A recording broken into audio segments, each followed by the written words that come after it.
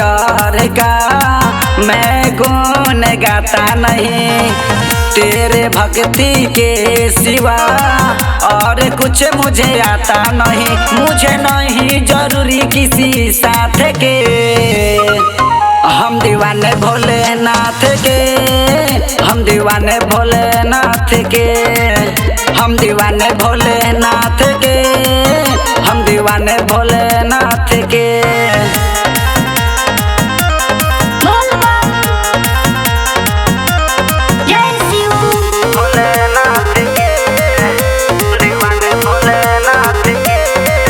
मेरे ऊपर भोला बस तेरा ही छत्र छाया है,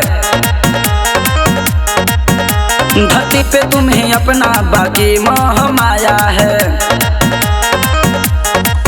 मेरे ऊपर भोला बस तेरा ही छत्र छाया है, धरती पे तुम्हें अपना बाकी मोह माया है।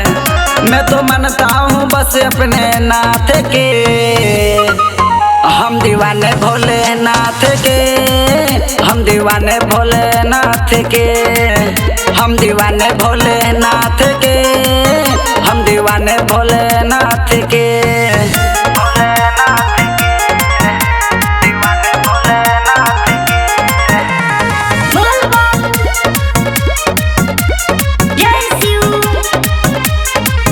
कुछ बिगड़े ना मेरा जो सर पे तेरा हाथ है,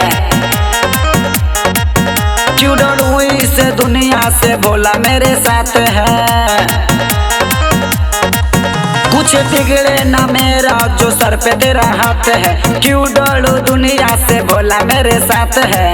मैं तो जपता सदा तेरे नाम के, हम दीवाने भोलेनाथ के, हम दीवाने भोलेनाथ के, हम दीवाने भोलेनाथ के, हम दीवाने भोले